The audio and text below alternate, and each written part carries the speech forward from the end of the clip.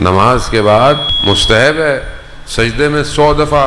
ہمیں ٹائم ہی نہیں ہماری زندگی میں، سجدہ کون کرے گا؟ مولانا صاحب پہلے بھاگے جا رہی ہے زندگی. شکر کریں کیونکہ دیکھیں ویسے اگر آپ اس کو بریکٹ دوسرا کھولیں تو یہ ایک سیوک سینس بھی ہے. یعنی ایک شخص کو میں نے ایک دفعہ کسی ایئرپورٹ پہ صرف کرٹسن پوچھ لیا کہ میں آپ کے لیے کچھ کھانے کو لاؤں. وہ بیچارے کو سمجھ میں نہیں آ رہا تھا کہ میں اس ایک جملے کا ریٹرن اس کو کیسے کروں. یعنی اس نے اپنے کام چھوڑ دیے، اپنی فلائٹ بھول گیا اور میرے سے باتوں میں لگ گیا. یعنی ہمارے ہاں واقعا مثلا وہ جلدی میں ہے کوئی، ہم روز آ رہے ہوتے ہیں، ہم دیکھ رہے ہوتے ہیں، تو آپ ایک شخص کو جگہ دے دیں. ہمارے ہاں نہیں ہے، ہماری زندگی میں ہے ہی نہیں آپشن. اللہ الرحمن الرحیم. زندگی یہی ہے. روح بدن سے نکل جائے تو انسان مردہ ہو جاتا ہے، اور روح بدن میں آئے تو ہی زندگی کاؤنٹ کی جاتی ہے. خدا نے اس لطیف سی چیز کو انسان کی صرف اس ظاہری زندگی کو نہیں بلکہ اس کی تمام عالم میں زندگی کو روح ڈرائیو کرتی ہے، روح لے کے جاتی ہے. دوسرے عالم میں جو حساب کتاب ہے اس بدن کا نہیں ہے. یہ بدن دوبارہ آئے گا، جل جائے گا، پھر آئے گا، جل جائے گا. اصل وہ روح ہے جس کے اوپر بدن آتا رہے گا. اسی لیے پروردگار نے زیادہ اہتمام اس روح کی ہدایت کا کیا ہے. روح کہ جو خود امر ربی ہے، جسے کوئی درک نہیں کر سکتا، جسے کوئی پہچان نہیں سکتا. روح ایک روح جس کے چند سٹیجز ہیں جس کو ہم سمجھ سکتے ہیں. نفس سب سے کم ترین سٹیج ہے اس کا، پھر عقل اس سے اوپر، اور پھر قلب. قلب جو ہے وہ اعلیٰ درجہ ہے روح کا. یہی چیزوں کی، یہ سارے سافٹ ویئر ہیں، ہارڈ ویئر کوئی نہیں ہے. آپ عقل کو کہاں پکڑیں گے؟ نفس کہاں پکڑا جا رہا ہے؟ قلب، یہ والا قلب نہیں ہے، وہ قلب دوسرا ہے. وہ یہ سب سافٹ ویئر ہے، اور اللہ نے زیادہ اسی سافٹ ویئر کے لیے اپنے ہادیوں کو بھیجا. ہارڈ ویئر تو انسان خود صحیح کر سکتا ہے اور کر بھی رہا ہے. اس کو صحیح کرنے کے لیے جو آپ کی قلب جو ہے، آپ کا جو سب سے ایک اعلیٰ درجہ ہے انسان کی روح کا، اس کو ہٹ کرنے کے لیے اللہ نے اپنے کلام کو اتارا، اور اس کلام کو اپنے نبی کے ذریعے سے لوگوں تک پہنچایا. وقت زیادہ گزر گیا، میں کافی دیر سے آیا بیٹھا. جلدی آ جاؤ تو یہ مسائل ہے، ٹائم پر آؤ تو صحیح رہتا ہے آدمی. لیکن بہرحال وہ بھی محبت ہے ان کی. لیکن بہرحال میری مجبوری یہ ہے کہ مجھے یہاں سے پھر کہیں اور بھی جانا ہے. تو بہرحال وقت تھوڑا ہی ہے میرے پاس. ایک حدیث کو جو کہ میں نے بہرحال ماہ محرم کے پہلے عشرے میں خراسان میں سرسری سی بیان کی. ابھی پنجاب میں تھا تو میں نے 2 مجلسوں میں ایک ہی حدیث پڑھی ہے، لیکن میں تھوڑا سا وقت ہے اس کا ایک حصہ میں آپ کی خدمت میں عرض کروں. پروردگار سورہ نور کی آیت نمبر 37 میں پروردگار کہتا ہے کہ ایسے لوگ ہیں کہ جنہیں تجارت، لین دین ذکر سے غافل نہیں کرتی. اور آیت جو ہے وہ سٹریٹ کہتی ہے کہ نہ تجارت نہ لین دین انہیں نماز سے، زکوٰۃ سے غافل نہیں کرتا، اور ان کو خوف ہے اس دن سے جس دن آنکھیں اور قلب پلٹ جائیں گے. یعنی کون سا دن ہے وہ؟ قیامت. آنکھیں اور قلب پلٹ جائیں گے. یہ وہ لوگ ہیں. اب یہ لوگ ہیں، کوئی نہ کوئی تو لوگ ہیں جن کا اللہ ذکر کر رہا ہے. خدا آگے کہتا ہے کہ میں ان کے لیے جزا بھی ہے، میں جسے جتنا چاہوں رزق دیتا ہوں. اب رزق کی اپنی ڈیفینیشن ہے، میں اس نیچے نہیں آؤں گا، میں اوپر والے حصے میں رہتا ہوں. یہ کون لوگ ہیں کہ جو ذکر سے غافل نہیں ہوتے؟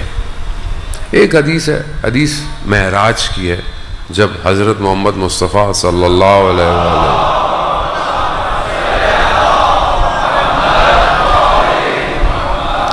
جب رسول خدا معراج پہ گئے، اور معراج کئی دفعہ ایک دفعہ نہیں ہوئی ہے، علامہ طباطبائی بیان کرتے ہیں کہ معراج کئی دفعہ ہوئی ہے، اور یہ معراج فزیکل ہوئی ہے، یعنی فزیکلی گئے ہیں، صرف یہ نہیں ہے کہ رسول خدا وہیں تھے اور نہیں، ایسا نہیں، رسول خدا فزیکل گئے. اور اس میں بہت ساری چیزیں ہیں،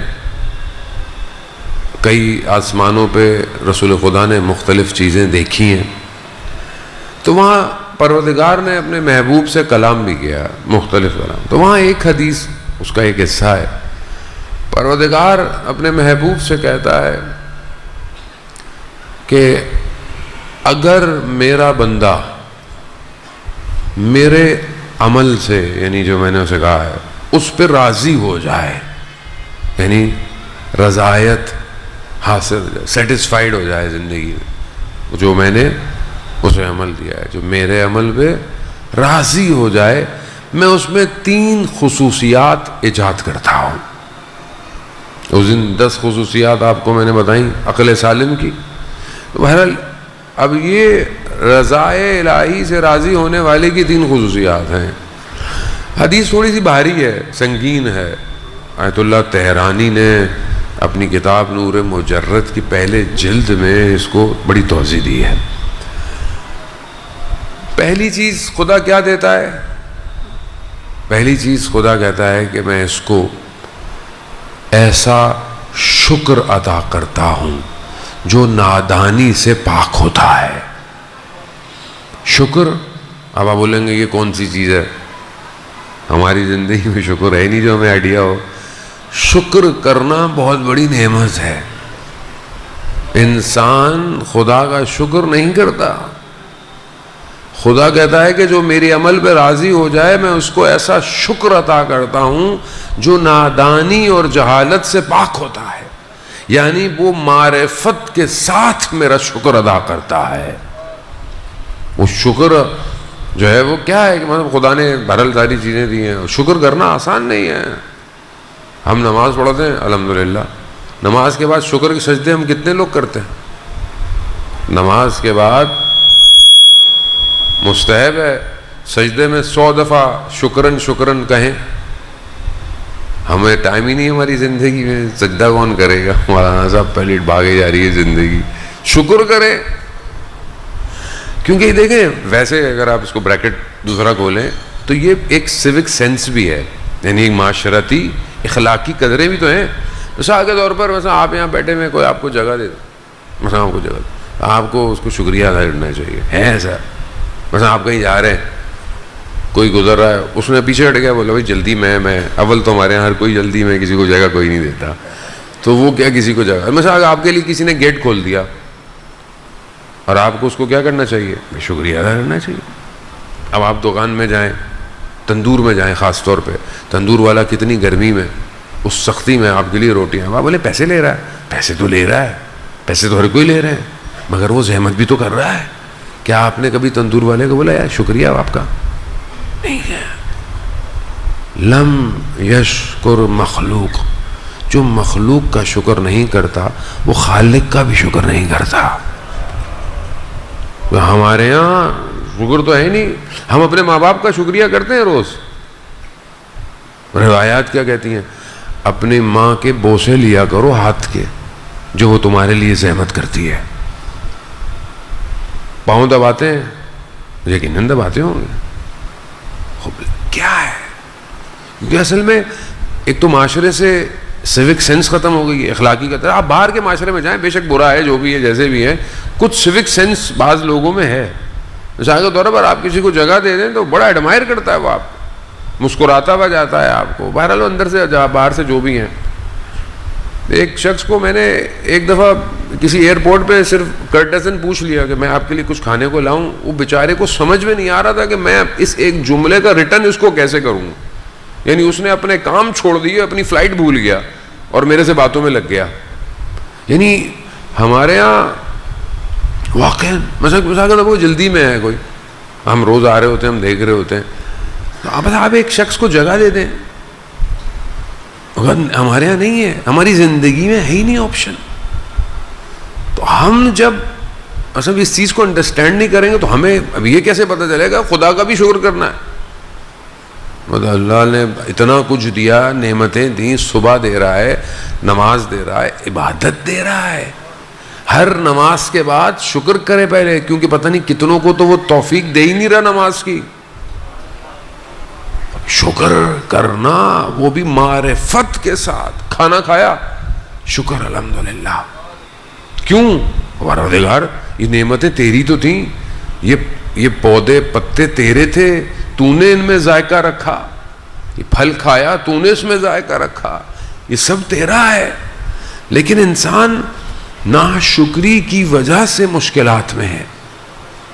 مثلا ہم جب دعا مانگتے ہیں اللہ کی بارگاہ میں, پروردگار یہ دے دے وہ دے دے. شخص آیا مسجد نبوی میں, خدا کی بارگاہ میں دعا مانگ رہا ہے, رسول خدا نے یہ کیا کر رہے ہو, نہیں ہوگا ایسے. کہا پہلے اس کی حمد کرو, پہلے اس کی حمد و ثنا کرو کہ تو پروردگار خالق ہے, تو رحمان ہے, تو رحیم ہے, تو کریم ہے, اتنا کچھ تو نے دیا پروردگار, یہ تھوڑی سی چیز رہ گئی ہے یہ بھی دے دے. طریقہ ہے نا مطلب اس کو مانگنے کا, اس کو ایڈمائر. دیکھیں دنیا میں آپ جب کسی کی بہت تعریف کرتے ہیں تو دنیا میں اپوزٹ ہے, چاپلوسی ہو گئی. مگر خدا کو ہماری چاپلوسی کی ضرورت ہے نہیں ہے, مگر حمد و ثنا کے لائق ہے وہ. جب انسان کو یہ معرفت ہوگی تو وہ سر سجدے سے نہیں اٹھائے گا.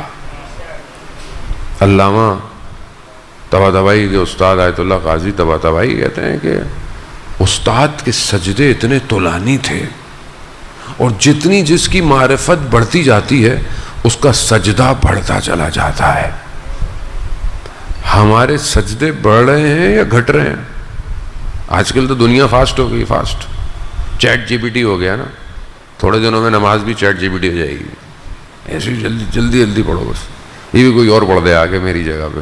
کوئی ایسا سیٹ اپ ہو جائے, ایک رپورٹ بنا لوں جو 5 وقت نماز پڑھ لے, حساب میرے اکاؤنٹ میں آ جائے. پبلک تو اس چکر میں بھی جائے گی آسانی کے لیے اپنی زندگی. عزیزان محترم, جتنی انسان کی عقل رشد کرے اس کی معرفت بڑھنی چاہیے, اس کی عبادت سنگین ہونی چاہیے. کیونکہ بچہ ہے نا, بچے کو تو نہیں پتا. مثلا بچہ تو چھوٹا سا بچہ ہے, آپ نماز پڑھ رہے ہیں, آپ کے ساتھ کھڑا ہو جاتا ہے, مطلب سجدے گاہ سے کھیل رہا ہے, ٹھیک ہے, اس کی معرفت اتنی ہے. لیکن جب آپ بڑے ہوتے جا رہے ہیں تو آپ کو خدا کی وحدانیت بھی تو بڑھتی جا رہی ہے. پھر آپ کو یہ بھی پتا ہے کہ اب میرے جانے کا ٹائم آ گیا ہے. کسی کو بھی نہیں پتا, کبھی بھی چلا جاؤں. اگر آپ کو یہ پتا ہو کہ یہ آپ کی آخری نماز ہے تو آپ کیسی نماز پڑھیں گے؟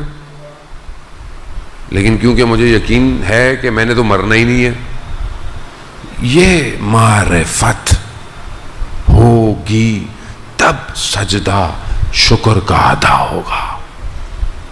جب انسان نعمتوں کو سکین کرے گا تو سجدہ, یہ پہلی چیز ہے کہ جو خدا کے عمل پہ راضی ہو جائے خدا اسے یہ شکر دیتا ہے.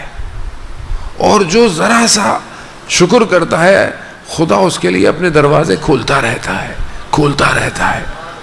کیونکہ بہرحال خدا بھی تو دیکھ رہا ہے کہ یہ بندہ میری ہر نعمت پر شکر کر رہا ہے. مشکل آئی تو بھی شکر کر رہا ہے, نعمت مل گئی تو بھی شکر کر رہا ہے. دیکھیں یہی تو فرق ہے. شخص جو ہے وہ امام جعفر صادق علیہ السلام, اللہ صلی اللہ علیہ محمد,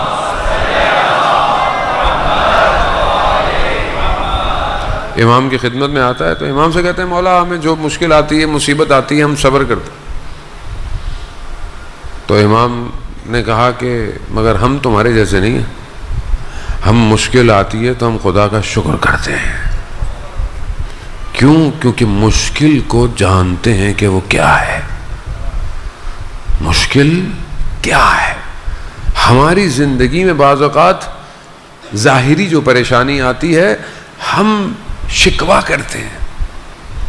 ہماری ظاہر انسان ہے, انسان کی معرفت کم ہے, جبکہ اللہ کے ولی ہر حالت میں خدا کی بارگاہ میں شکر گزار ہوتے ہیں.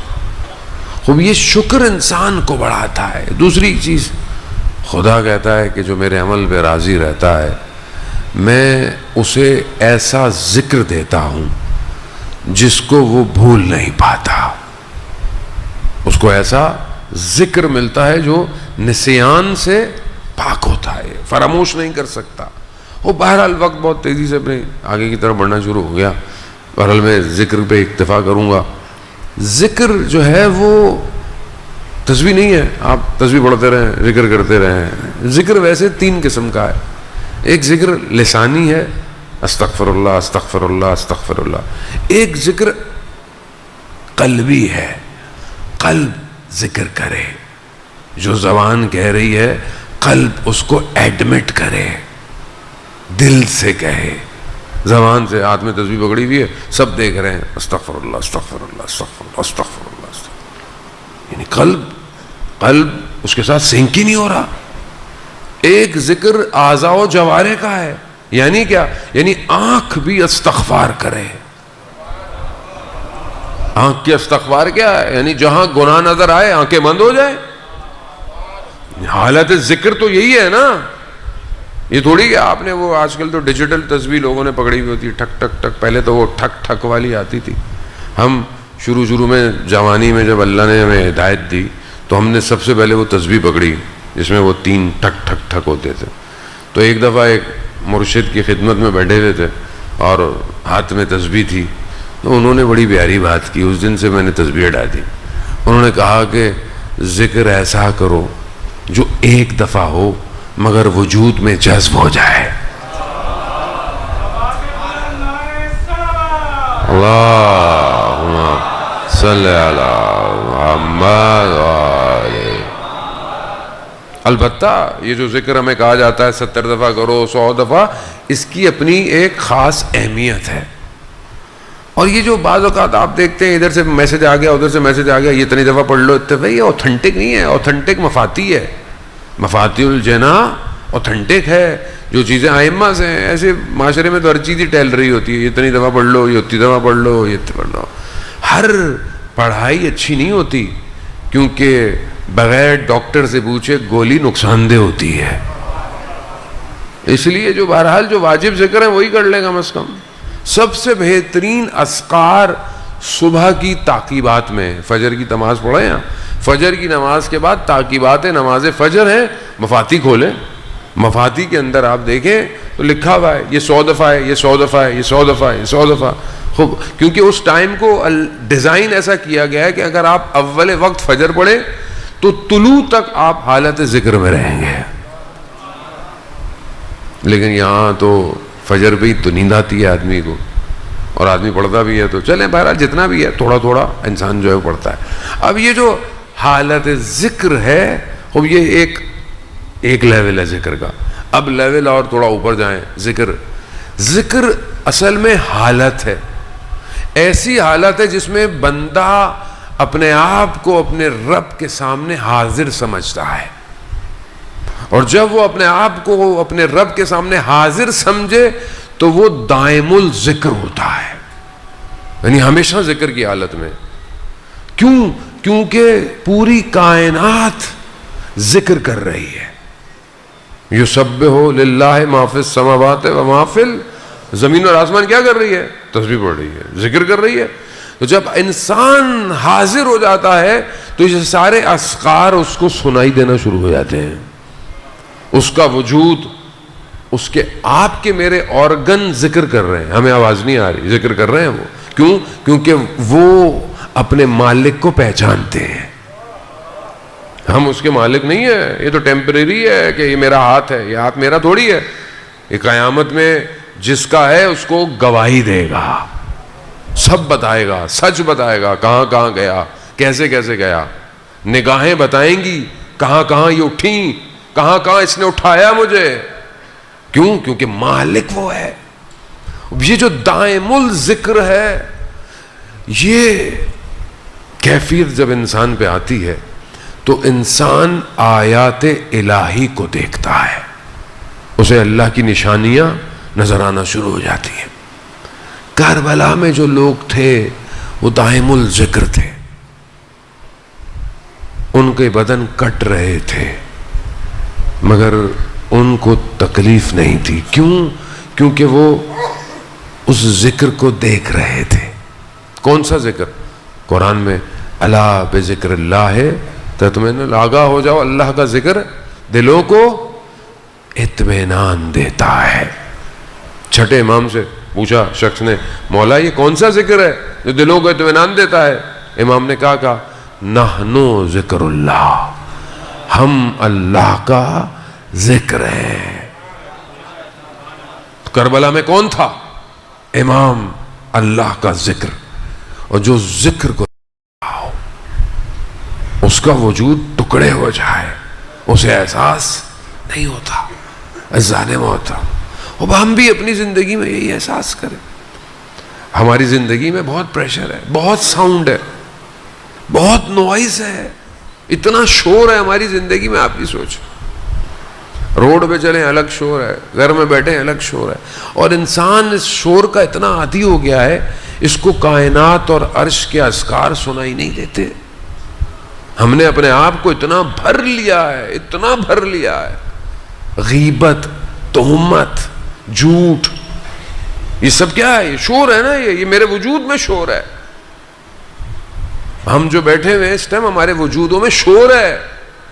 اگر اسکرین آن ہو جائے نا ہمارے اندر کی، پتہ چلے گا ہمارے اندر کتنے ساؤنڈ ہیں۔ اور آپ ویسے دیکھیں، ہم شیعہ تو ماشاءاللہ ویسے ہی ساؤنڈ سسٹم لگا کے اتنا شور مچاتے ہیں۔ جلوس بھی جا رہا ہے تو سبیلوں پہ نوئے نوئے، اچھی بات ہے بہرحال، لیکن جلوس کا تقدس بھی تو اپنی جگہ پر ہے۔ ہم کسی نے مجھے ایک دفعہ تصویر بھیجی، مولانا صاحب رات کے 3 بج رہے ہیں، ہمارے فلیٹ میں عزاداری تھی، ختم ہو گئی، سب چلے گئے، مگر نیچے ساؤنڈ سسٹم دیکھیں۔ اب سنی بھی رہتے ہیں، دوسرے لوگ، بیمار بھی ہوگا، مریض بھی ہوگا، ہمیں عادت ہے۔ گاڑی بھی جا رہی ہوگی تو شور، اکیلے بیٹھے ہیں شور، اور شور۔ آیت اللہ قاضی طباطبائی 1 گھنٹہ پہلے فجر سے نخلستان میں نجف کے جاتے تھے اور تہجد پڑھتے تھے، اور وہ کہتے ہیں کہ میں دنیا سے ڈسکنیکٹ ہو جاتا تھا، مجھے عرش کے اذکار سنائی دیتے تھے، عرش کے اذکار۔ میں نے کبھی کوشش کی کہ مجھے بھی تو کچھ سنائی دے، کوئی پتا وتا مجھے بھی بولتا ہوا نظر آئے، لا الہ الا اللہ، کیونکہ ہمیں اتنا مادے میں پھنسا دیا ہے۔ ایک چیز ختم ہوتی ہے، دوسری چیز، تیسری چیز، چوتھی چیز۔ چینل دیکھتا بھی کوئی نہیں اب تو، ٹی وی جی بھی ایسے بھی، لیکن جو بھی آتا ہوگا وہ بھی ختم نہیں ہوتے۔ لیکن ابھی آپ دیکھیں سوشل میڈیا، ایک چیز دیکھ رہے ہیں بے چین روح کی طرح، دیکھے جا رہے ہیں، دیکھے جا رہے ہیں، دیکھے جا رہے ہیں، ختم نہیں ہو رہی۔ پھر دوسری اپلیکیشن ٹک ٹاک، وہ ختم نہیں ہوئی تو پھر اسنیپ چیٹ، پھر فیس بک، سب دیکھنا ہے، واجب الاحترام ہے سب کو دیکھنا۔ نہ دیکھیں تو پھر عبادت قضا ہوتی ہے۔ سب دیکھ کے سونا ہے، رات کو پوسٹ بھی کر کے سونا ہے۔ اتنا شور ہے دنیا میں، پتہ نہیں کیا کیا ہو رہا ہے، سب سننا ہے۔ پرانک جو آج کل آپ دیکھتے ہیں، کامیڈی، سب یہ کیا ہے؟ وجود شور ہے۔ اپنی زندگی میں خلوت لائیں، خلوت ہوگی تو اس ذکر کی آواز آئے گی جو کربلا کا وارث کعبہ سے ٹیک کر یہ کہے گا، یا ایھا العالم، میں حسین ابن علی کا فرزند ہوں۔ کیسے آواز آئے گی؟ جب اتنا شور ہوگا، شور۔ بس جانے میں معذرت چاہتا ہوں، وقت اجازت نہیں دے رہا، کل انشاءاللہ حدیث کو آپ کی خدمت میں تمام کروں گا۔ اب آپ دیکھیں نا، جو لوگ کربلا میں تھے کیسا ذکر ان کے وجود میں تھا، معرفت۔ ایک چھوٹا سا بچہ شب عاشورہ امام حسین کے خیمے میں بیٹھا ہوا، جب امام حسین سب کو بتا رہے ہیں تم یہاں شہید ہوگے، تم یہاں شہید ہوگے، یہ تمہارا مقام، یہ بچہ پیچھے بیٹھا ہوا ہے۔ بچہ اٹھا، چچا جان کیا ہماری باری نہیں آئے گی؟ اب دیکھیں حالت ذکر ہے یہ، یعنی وہ جانتا ہے کہ یہاں کٹنا فنا نہیں ہے، ہماری باری آئے گی۔ اب امام نے اس بچے سے کیا پوچھا، یہ بہت ضروری ہے، 13 سال کا بچہ بنی ہاشم کا ہمارے لیے رول ماڈل ہونا چاہیے۔ حضرت قاسم ہمارے لیے رول ماڈل ہو، مگر ہم نے حضرت قاسم سے کیا لیا؟ کیا ہمارا 13 سال کا بچہ کہتا ہے میں نے حضرت قاسم بننا ہے؟ نہیں ہے، قصور ہمارا ہے، اس بچے کا قصور نہیں ہے، ان بچوں کا قصور نہیں ہے، یہ تو سننے آتے ہیں، ہم نہیں سناتے۔ بچے سے جب پوچھا امام حسین نے بیٹا موت آپ کے لیے کیا ہے، بچے نے خطابت کے جملے نہیں کہے، سامنے امام تھے، خود بھی امام کا بیٹا ہے، کیا کہا؟ موت میرے لیے کیا ہے؟ شہد سے بھی زیادہ میٹھی ہے۔ اللہ اکبر، یعنی یہ معرفت ہے، یعنی حقیقت مرگ کو حضرت قاسم جانتے ہیں کہ موت کی حقیقت کیا ہے، میں شہد سے بھی زیادہ میٹھی۔ امام حسین نے آگے کیا کہا؟ بیٹا آپ حضرت علی اصغر بھی شہید ہوں گے، آپ کے بھائی علی اصغر۔ جب یہ سنا تو ہاشمی غیرت جاگ گئی، کہا چچا کیا یہ لوگ خیموں تک پہنچ جائیں گے؟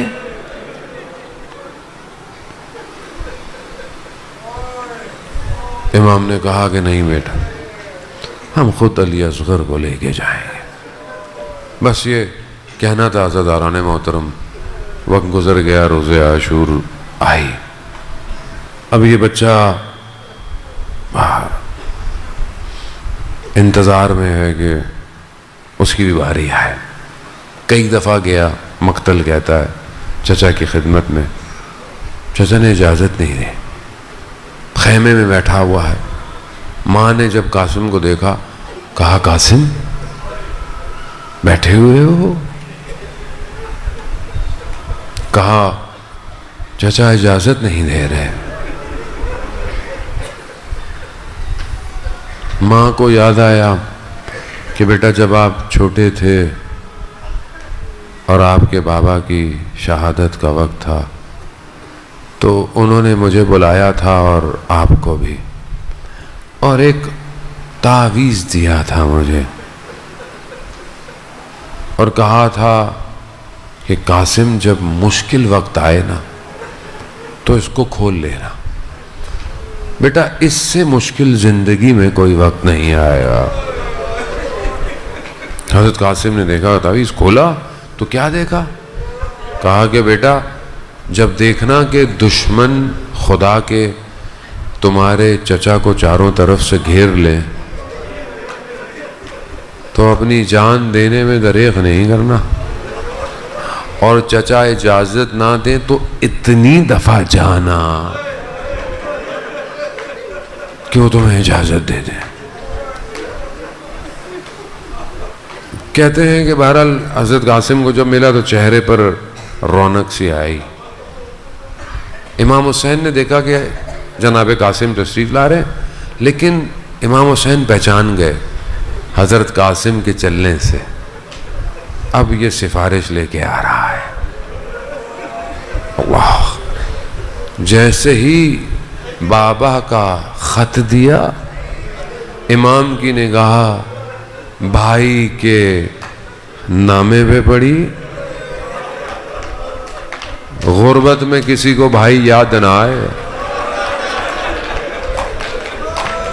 بس عزاداران محترم جب بھائی کا نامہ دیکھا نا تو بھائی یاد آیا، اور کیا یاد آیا ہوگا آپ سوچیں؟ مدینہ میں جلتا ہوا دروازہ،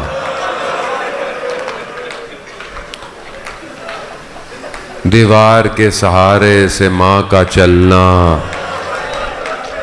رات کی تاریکی میں ماں کا جنازہ۔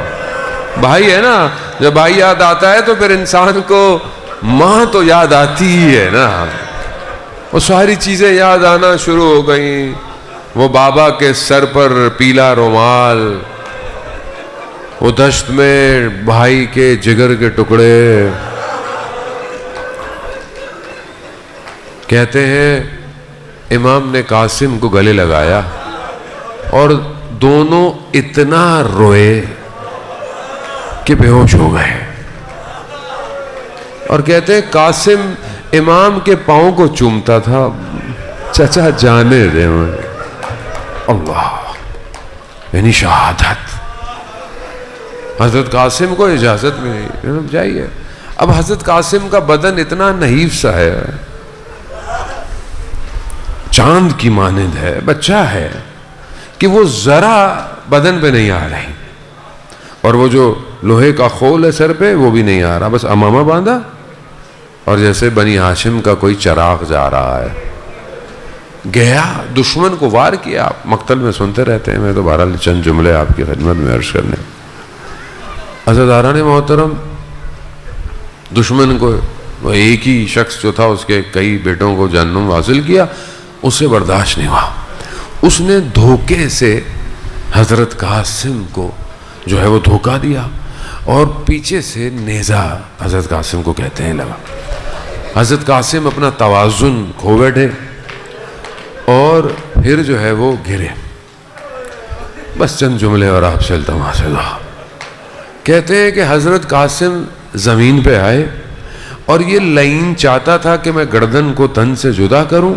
بڑی تیزی سے امام حسین آئے. امام نے وار کیا، اس کا ہاتھ کٹ گیا. اس کا ہاتھ کٹا تو اس نے شور مچایا، بچا. اس کے شور کی وجہ سے ادھر کے گھوڑے ادھر ہوئے، ادھر کے گھوڑے ادھر ہوئے. بس نہیں پتا حسین کا چراغ کن گھوڑوں کے ٹاپوں میں کیسے آیا.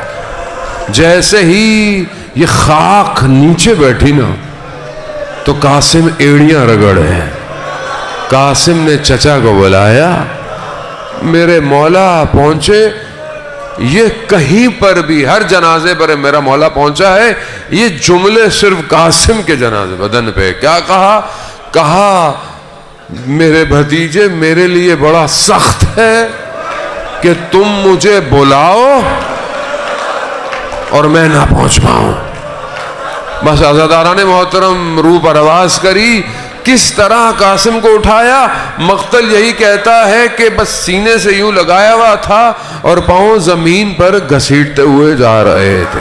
کس طرح یہ خیموں میں پہنچا؟ بس ایک جملہ التماس دعا. جب روز عاشور سب ختم ہو گیا، ان لعینوں نے گھوڑوں کی نالوں کو تیز کیا اور جب یہ آواز آئی کہ یہ اب بدن پامال کر رہے ہیں تو کسی نے کہا کہ آہستہ قاسم کی ماں کو پتہ نہ چلے کیونکہ یہ بچہ دوسری دفعہ پامال ہو رہا ہے.